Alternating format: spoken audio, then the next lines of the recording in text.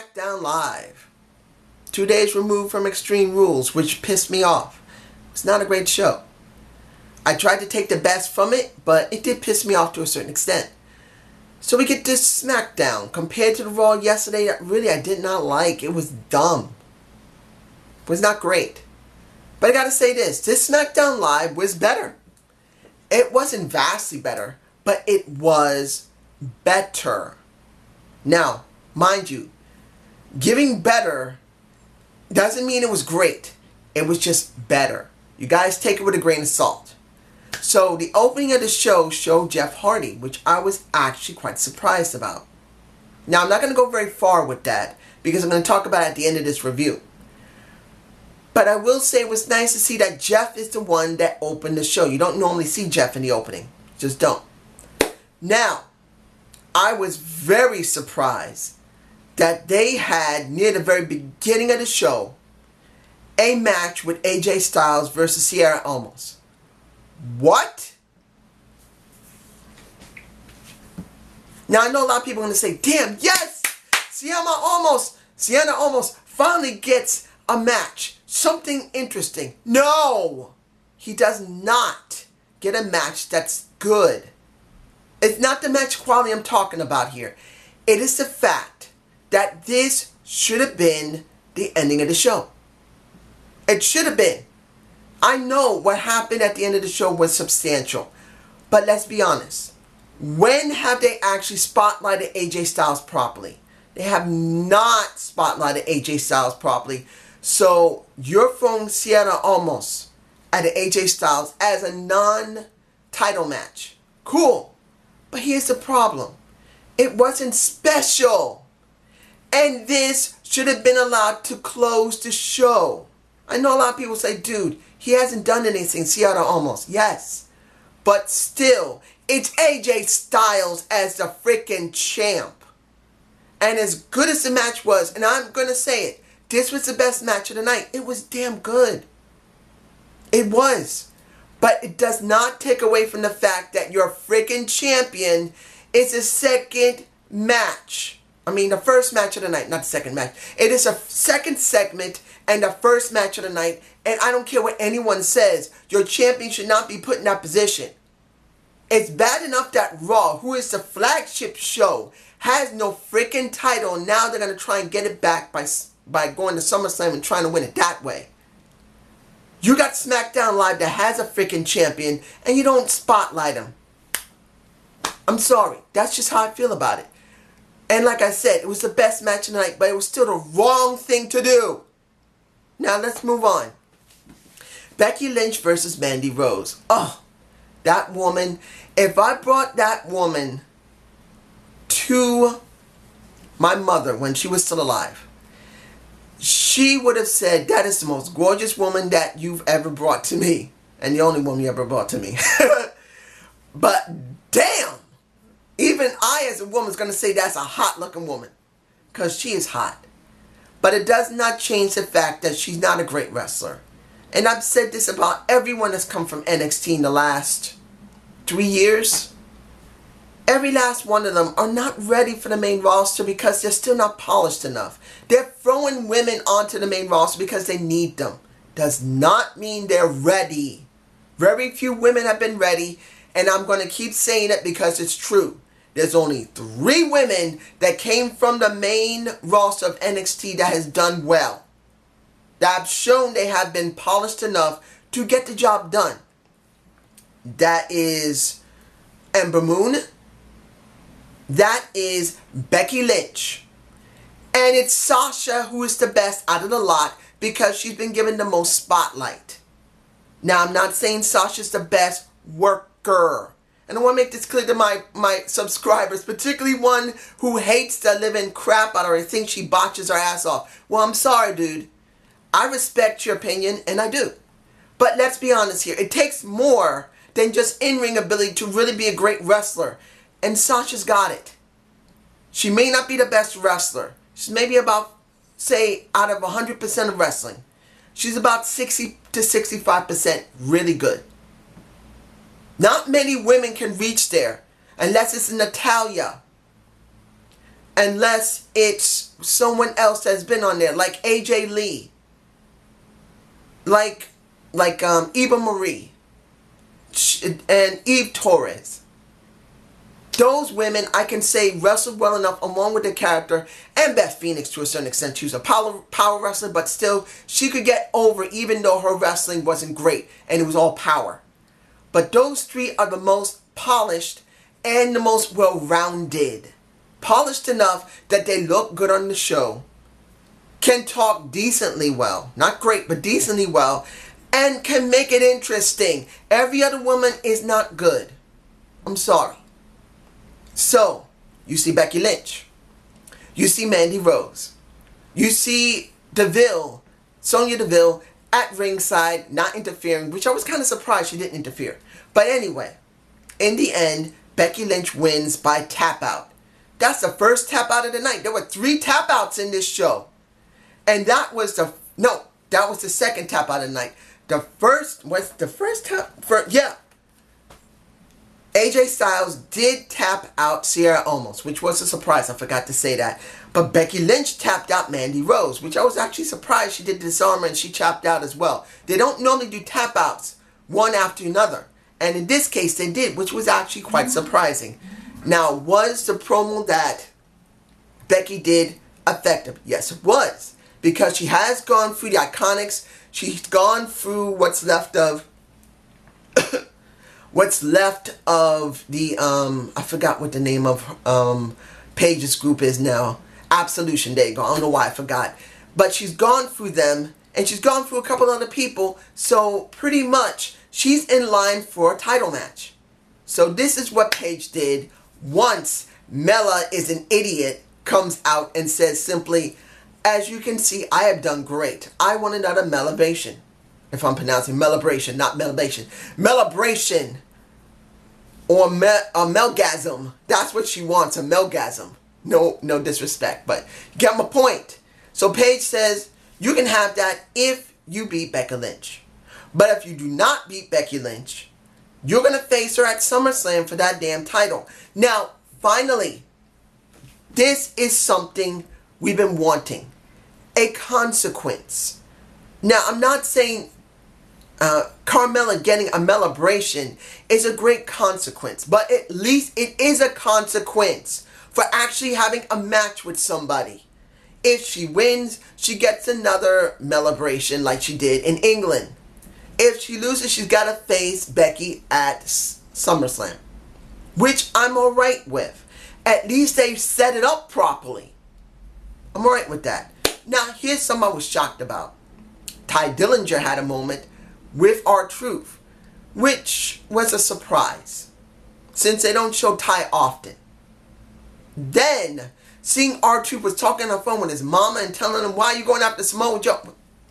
That little segment with R-Truth just sucked. I'm sorry. Look, I still care about R-Truth. I really believe he's an untapped talent that if they let him go heel again like he did in 2011 on John Morrison, he would blow everybody away because he can play a good heel. He can play a good crazy heel. But as he stands, he's just so boring. I don't hate him, but it really hurts my heart to see a good talent, R-Truth, being used with nothing, for nothing, is nothing. It's sad. Now, let's get this done. Ty versus Samoa Joe. Well, understand that before the show last week, Ty got his ass handed to him. Okay. Setting this up, I don't remember it last week being announced or talked about, probably was, but we get this match. It wasn't too bad. But in the end, Ty taps out. End. And I know you're going to say he was passed out. No, you saw him going like this, lightly. He tapped out. Only problem I have is this. Ty can be doing something. And they're doing nothing with him. They're using him to make Samoa Joe look relevant. And here's the problem. You want to make Samoa Joe relevant? Why the hell did you make him job to Roman Reigns in the previous pay-per-view of the one that currently happened? Why? He shouldn't have jobbed. So he shouldn't need to go through a Ty Dillinger in the first place. He should have already started messing with AJ Styles. Now, maybe next week Once we get the announcement of who AJ will be going up against SummerSlam, it will be Samoa Joe.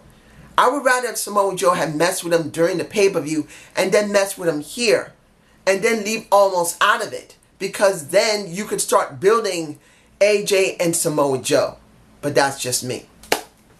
Now, the Miz segment. Oh my goodness, was nice.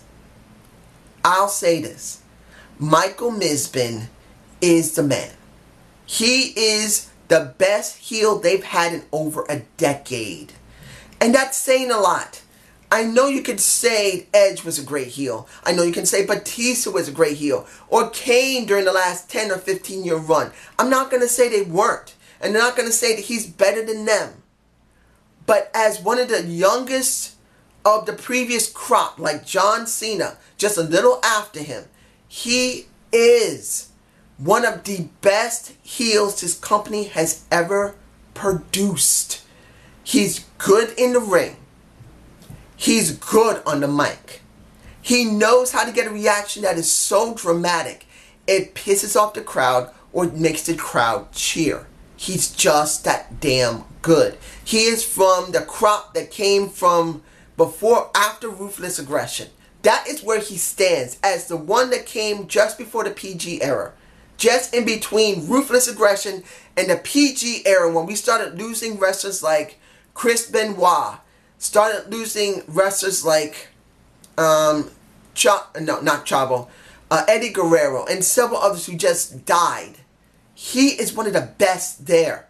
If they lose him, I give my word, they're going to have a huge gap. They're going to have a problem filling. Because there's no one that can fill his shoes. Nobody. Now, was this effective? Yes, it was. Daniel Bryan comes out after he gets pissed off of what the Miz says. Beats up on the pallbearers. I'm not going to explain that. You should watch it. Because this was awesome.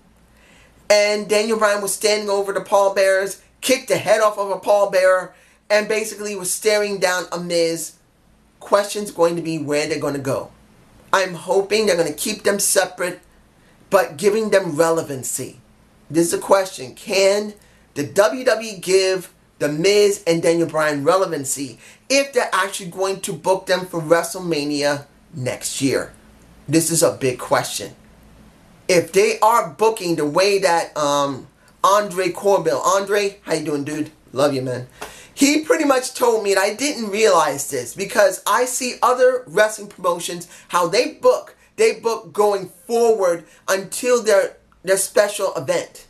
The WWE at this moment, I think they used to be like that, but now they're booking backwards, unless they've always been like that. They're booking backwards. They book from their special event back to now, which is stupid. You cannot anticipate when something goes wrong. And when something goes wrong and you already got a book, it goes wrong. I don't follow it. But this is just me. You guys tell me below. Kofi Kingston versus Eli. Eric Young. I know it's EY. I say Eli.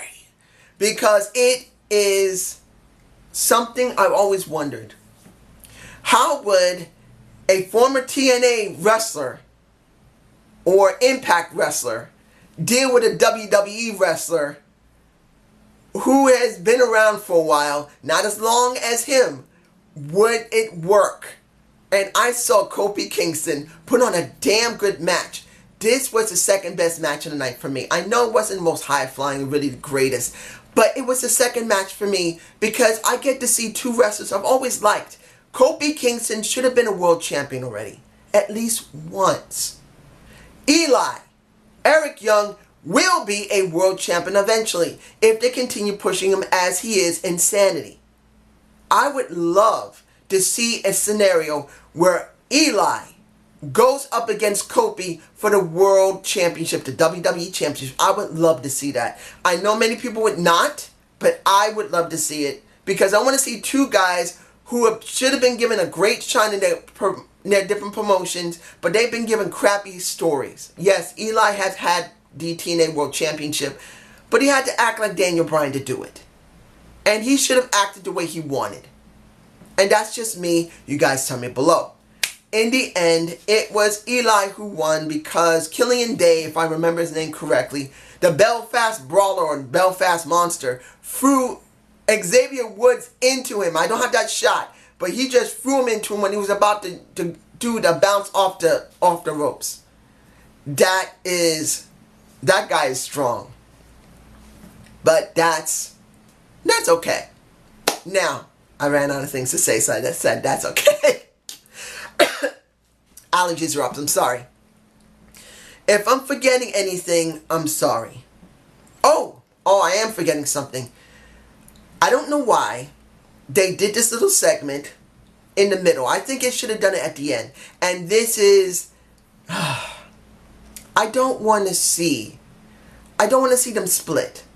I don't want to see Aidan English split away from Rusev. But it looks like they're going there. Because Aidan English was talking to Lana about Rusev and what happened 2 days before in Extreme Rules because he took the damn took off the turnbuckle. You see, I'm botching because I don't want to see this. Those two are greatest faces. You separate these two and you think it's going to work better with Lana. He'll get the same cheers to a certain extent, but it's not the same. Rusev Day needs Aidan English. He just does. Lana will be the focus. No. You see, I'm botching. I do not want to see Lana and Rusev turn heel without Aidan English because Aidan English has to be the flag bearer for Rusev. It cannot be Lana. If they're going to do Rusev Day, you can't do Lana is the best, Lana number one, Lana is the best. No! It's got to be Rusev Day, and then you have something separate, Lana is the best. You cannot have them both together and have no one talk for them because it will not work. But this is just me, and in the end, Lana's going to talk to Rusev. Finally, the match at the end of the show and the segment of the night, not the match of the night.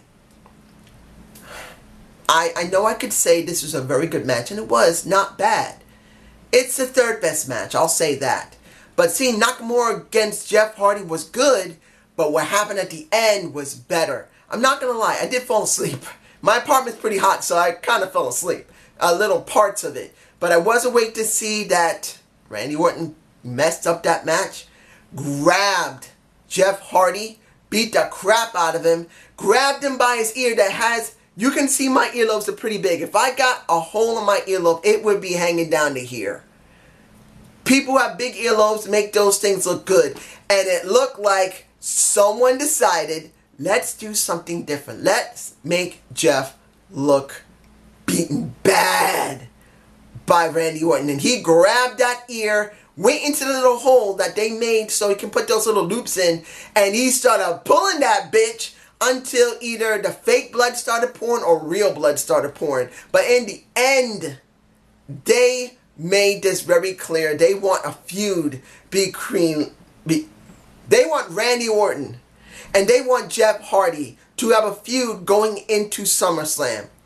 Well, this is something different. I thought they took and stripped the title off of Jeff because of the trouble he had months ago because of what happened of getting drunk in the DWI. But I guess someone decided, you made your mistake, you're clean again. You know what? We're giving you one chance to have a payout at SummerSlam. Jeff, and oh my gosh, I can't believe I'm saying this. Jeff Hardy and an evil Randy Orton. Evil Orton is back. And he did his job well. People were booing his ass, and I'm glad that happened. I enjoyed it. And I will say, this was a better show than Raw. It just was 100%. Doesn't mean it was a great or wonderful, an amazing show. No. But it was better. So I would recommend you look at the Almost an AJ match, Kofi and Eli, the segment of Rusev, and let's be honest, the Jeff Hardy Nakamura match, you could skip all the way to the end and see the destruction of Jeff and the damage to his ear. That you're going to want to see. But this is just my point of view. Have a good day. Have a good night. Peace!